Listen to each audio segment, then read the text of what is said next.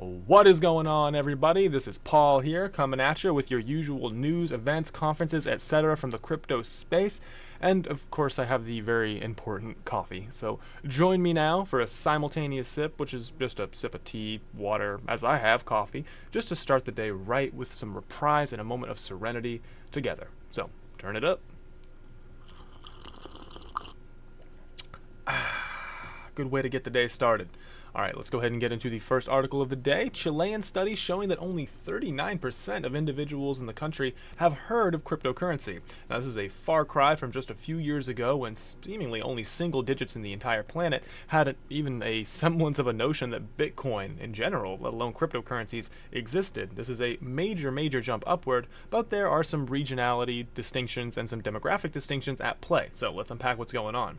Of course, the young folk, 18 to 34, have a 43% rate of familiarity with cryptocurrency, and that drops ever so slightly to 42% for age range 35 to 54. However, that drops off very starkly once you hit age 55, and that goes down to 30%. So perhaps expected. Of course, older folk aren't quite as natively familiar with these digital mediums of payment, and younger individuals may have had proxy exposure via advertisements or social circle inoculation. So nonetheless, this 39% figure is relatively low compared to other developed nations. I think the United States had about 73 or 74%, I believe, of individuals who were surveyed demonstrated at least basic knowledge of cryptocurrency's existence, so this shows that there's a relative lack of knowledge in the global south, at least in Chile.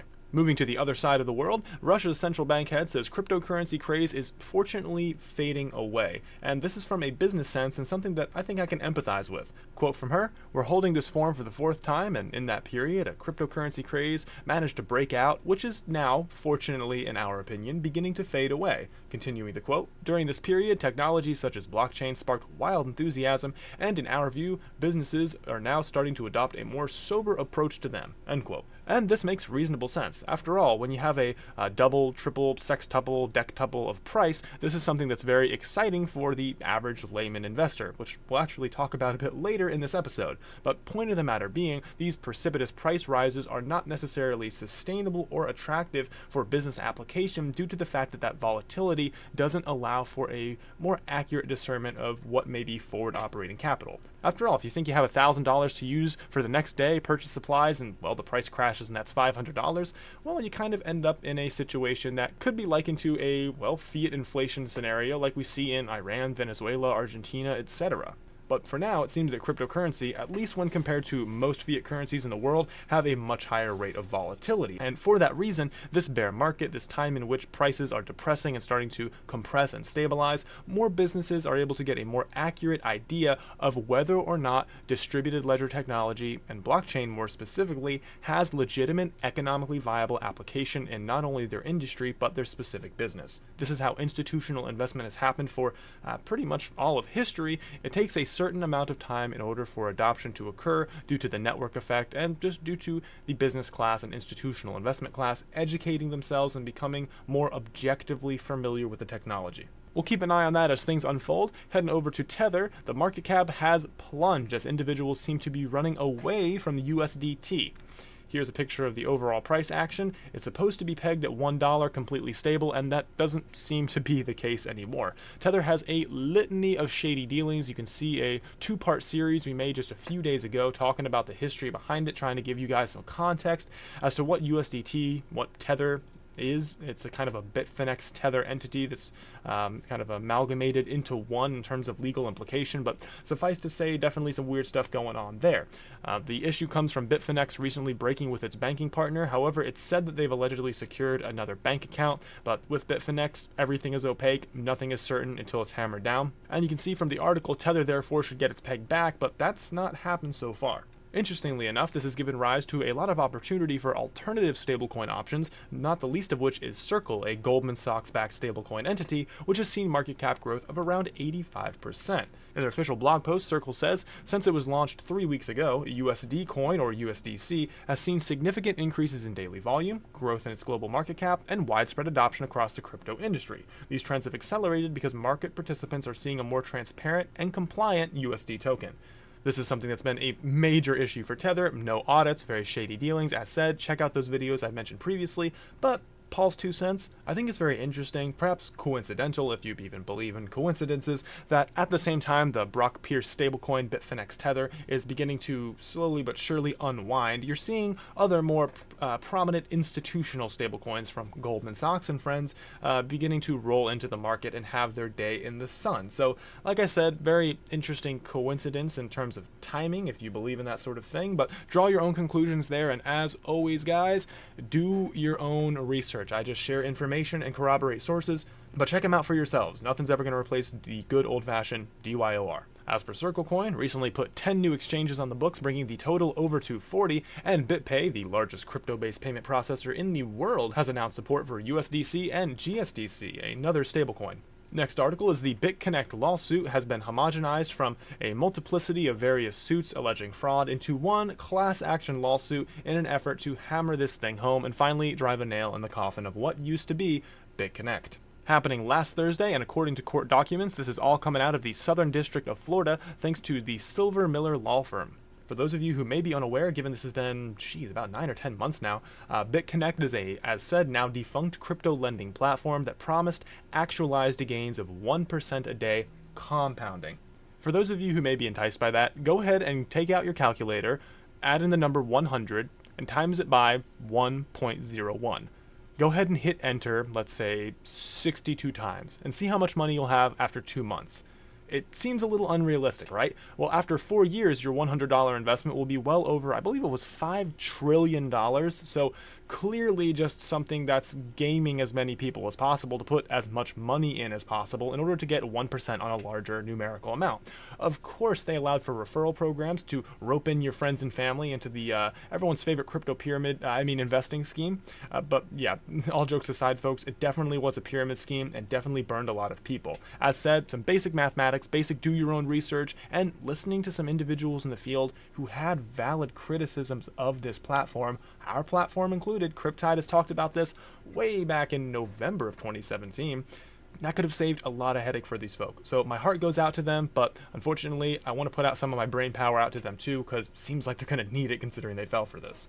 As for the lawsuit itself, 22 different legal violations were cited. BitConnect shut down after receiving cease and desist orders from Texas and North Carolina, and collapsed from $400 all the way down to $20 in a matter of just a few days. So, as said, guys, this is why doing your own research is important. This is why listening to credible sources and checking their information specifically is important. Not just listening to the talking heads, myself included, but checking our sources, checking behind us, making sure that this kind of stuff is what we say it is. Not everybody wants to corroborate and bring forth the truth like I do here at Cryptide. A lot of individuals, they just want those clicks. They just want that 1%. So, DYOR, folks. Next up, we got a bit of continuity for you guys. The shuttered Indian exchange ZebPay has had a happy end to its operations and is moving over to Malta after the Central Bank of India gave it the cold shoulder. As per the article, ZebPay is reincorporating as an entity known as Aulencon and will be doing operations in Malta from here forward. And this has sent a negative ripple effect. Appreciate that pun there in the article, and has caused a brain drain over in India. After all, the Indian government has said that anybody who would like to work in blockchain or cryptocurrency, well, there's no real legal recourse for them to do such, thereby limiting the applicability of their skill set in the local economy. This has caused, as said, a brain drain for India, an already developing nation that needs as much technical help as it can get. So whether this is going to ultimately be something that is solved for the Indian government on part of the central bank, or if they're going to continue their hardline stance, well, that's something only time will tell, but suffice to say, it has seen the exodus of the what used to be the largest Indian-based crypto exchange from the subcontinent. Final article of the day, guys. Going to take a more somber tone here. I say to do your own research, and that's something I want to just octuply drive home here. This is a tragedy that's occurred over in Norway. A man was actually murdered following an in-person Bitcoin trade. This is something that's absolutely tragic, and my condolences go out to anybody that's personally associated with this incident. Basically what occurred is an individual, a 24-year-old Norwegian man, undertook a in-person Bitcoin dealing in an affluent neighborhood of Oslo between the hours of 7:50 a.m. and 12:10 p.m. Like I said, in a tragic event, one of his roommates found him deceased, having been stabbed to death.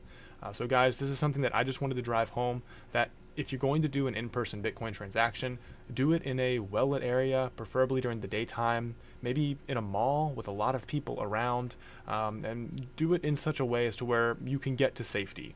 This is now an asset class that's gone through such an intense hype cycle that who knows what some insane people out there are willing to do to get their hands on what they may think may be their one Willy Wonka golden ticket. And from the looks of things, they're willing to do some pretty disgusting and tragic things. So as I said, condolences to anybody involved in this situation, and be safe out there, guys. Seriously, I love you guys. I don't want anything bad to happen. So if you're going to be doing this kind of stuff, do your own research and stay safe, please. With that said, let's go ahead and shift out of our somber mood, get back over to the happenings of what's going on for October 19th, Friday. Build the Block Summit is happening over in scenic Charlotte, North Carolina. Equity ICO Business Summit is happening in Utah. The Start Engine Summit, Tokenizing the World, is happening in Santa Monica, and that's all we got for Friday, October 19th. For Saturday, October 20th, the Neo Hackathon is happening in Delft, Netherlands. And for Sunday, October 21st, the Money USA 2020 conference is happening in Las Vegas. That's all we have for your weekend coming up and for this Crypto Coffee update. Thank you so much for watching, guys. Seriously, like I said, I love every one of you guys. Every interaction we have is an absolute joy, helps to keep me going, and I appreciate every ounce of feedback you guys give me. I try and incorporate it where I can and when I can in order to make this the best it could possibly be, to help to bring you guys the best information I possibly can and grow the crypto space to be the best it can possibly be. Boom, you look at that, it's like a triple Venn diagram of positivity. Yes, and we're all in the middle. As usual, links below in the description, guys. Big list of B-list tokens. Couldn't fit them all in here. Some better than others. A lot of listings going on. But as said, this is a good way to kind of lightly acquaint with doing your own research, checking behind these sources, and seeing what's going on in the space. So, with that said, this is Paul signing off. Thanks again for watching. We are Cryptide. Much love, guys. And remember, the tide is rising. Perhaps not for Malta. That island's getting heavy.